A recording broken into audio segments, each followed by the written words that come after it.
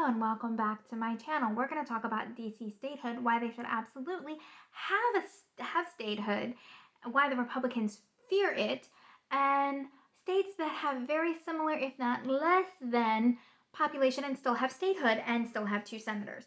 Okay, so there has been a lot of talk about DC getting statehood, and DC should have statehood. They do not deserve to be taxed without representation. I also think that Puerto Rico and Guam should have statehood, but that is a conversation for a different video. Let's talk about DC in particular. DC is predominantly black and it predominantly votes Democrat. And if you have 2 senators from within them, that would give them that would put 52 senators, and those 2 senators would definitely always go to the Democrats. And we already know that Republicans fear when more people can vote. We already know that they fear the loss of the Senate because that is how they have maintained power. When they have not been able to maintain power any other way, they have been able to just twist enough to maintain power within the Senate. The thing is, DC has, and I'm going to read it off of my handy dandy little paper here, DC has 771,571,000 Americans that live within that. It has more people than Wyoming, which has 500,072,381, and Vermont that has 627,180. Alaska is just a slight, and I do mean a slight bit above DC, just a slight bit. Alaska, which also has statehood, has 735,720 people that reside within it. And North Dakota has 760,900 residents that reside within the state. All very similar to DC in numbers. Like I said, 2 states actually have less numbers than DC does. DC deserves to be a state. DC deserves to have the same rights as every other state. I don't honestly understand why in the beginning they didn't. There's this whole conversation about how DC is meant to be nonpartisan, and that if you see things going within DC that could affect, and their senators could be affected by their votes by just living and working within DC.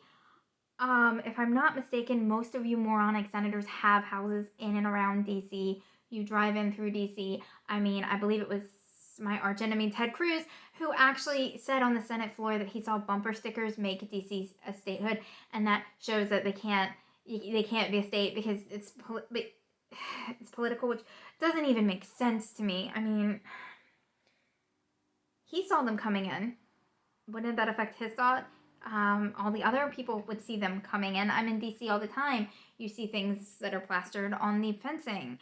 You see, for both Republicans and Democrats, plastered well across the fencing. Does that mean that no representative can be within DC? Like, it doesn't make sense. It's hypocritical. It's a non-existent argument. It's childish. DC has almost 1 million residents that reside within it, yet they have no say in what happens within the Senate. They have no say in laws that would affect their rights to vote, their taxes, their rights to own firearms, except that you can't really have firearms within DC, so I guess that one really doesn't count. It affects their colleges, it affects their everyday lives.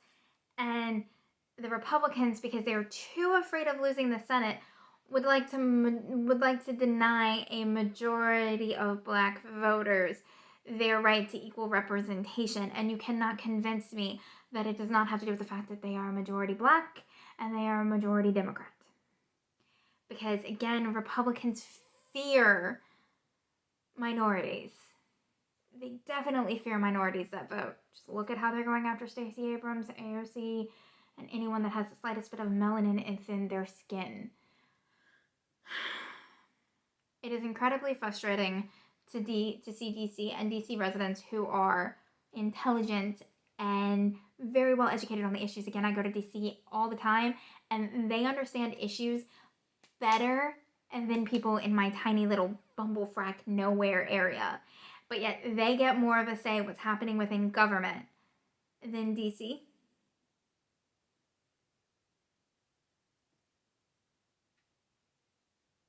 That seems a little fishy to me. Just a little bit. Just a little bit. A little bit. We are literally taking out some of the most informed voters